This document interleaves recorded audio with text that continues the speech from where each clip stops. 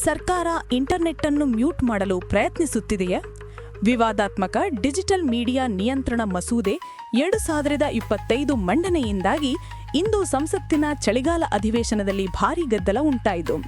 ಸೋಮವಾರ ಡಿಸೆಂಬರ್ 8ರ ಬೆಳಿಗ್ಗೆ ಸರ್ಕಾರ ಆನ್ಲೈನ್ ಧ್ವನಿಯನ್ನು ಹತ್ತಿಕ್ಕಲು ಪ್ರಯತ್ನಿಸುತ್ತಿದೆ ಎಂದು ಆರೋಪಿಸಿ ವಿರೋಧ ಪಕ್ಷದ ಸಂಸದರು ಸಭಾತ್ಯಾಗ ಮಾಡಿದರು. ಈ ಮಸೂದೆಯು ಡಿಜಿಟಲ್ ನ್ಯೂಸ್ ಚಾನೆಲ್ಗಳು ಮತ್ತು ಸ್ವತಂತ್ರ ಕಂಟೆಂಟ್ ಕ್ರಿಯೇಟರ್ಗಳಿಗೆ ಹೊಸ ನಿಯಮಗಳನ್ನು ಪ್ರಸ್ತಾಪಿಸುತ್ತದೆ. ಇದು ವಾಕ್ ಸ್ವಾತಂತ್ರ್ಯದ ಹಕ್ಕನ್ನು ಉಲ್ಲಂಘಿಸುತ್ತದೆ ಎಂದು ವಿರೋಧ ಪಕ್ಷದ ನಾಯಕರು ಮಸೂದೆಯ ಪ್ರತಿಗಳನ್ನು ಹರಿದರು. ಗಲಾಟೆಯಿಂದಾಗಿ ಕಲಾಪವನ್ನು 2 ಬಾರಿ ಮುಂದೂಡಲಾಯಿತು. ಇದು ಈ ಸುದ್ದಿ ವರದಿಯ 1 ನಿಮಿಷದ ಸಂಕ್ಷಿಪ್ತ ಸಾರಾಂಶ.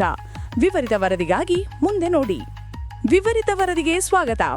ಇಂದು ಮಂಡನೆಯಾದ ಡಿಜಿಟಲ್ ಮೀಡಿಯಾ ನಿಯಂತ್ರಣ ಮಸೂದೆ ರಾಷ್ಟ್ರವ್ಯಾಪಿ ಚರ್ಚೆಯನ್ನು ಹುಟ್ಟಿಸಿದೆ.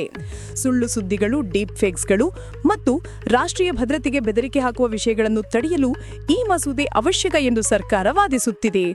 ಆದರೆ ಈ ನಿಯಮಗಳು ಕಠೋರವಾಗಿವೆ ಎಂದು ವಿರೋಧ ಪಕ್ಷಗಳು ಮತ್ತು ಡಿಜಿಟಲ್ ಹಕ್ಕುಗಳ ಹೋರಾಟಗಾರರು ವಾದಿಸುತ್ತಿದ್ದಾರೆ. ಎಲ್ಲ ಡಿಜಿಟಲ್ ಸುದ್ದಿ ಪ್ರಸಾರಕರು ಸರ್ಕಾರದೊಂದಿಗೆ ನೋಂದಣಿಗೊಳ್ಳುವುದು ಕಡ್ಡಾಯ.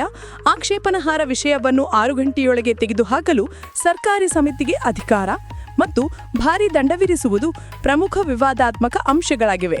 ಮಸೂದೆಯನ್ನು ಜಂಟಿ ಸಂಸದೀಯ ಸಮಿತಿಗೆ ಪರಿಶೀಲನೆಗೆ ಕಳಿಸಬೇಕೆ ಎಂದು ವಿರೋಧ ಪಕ್ಷಗಳು ಒತ್ತಾಯಿಸಿವೆ.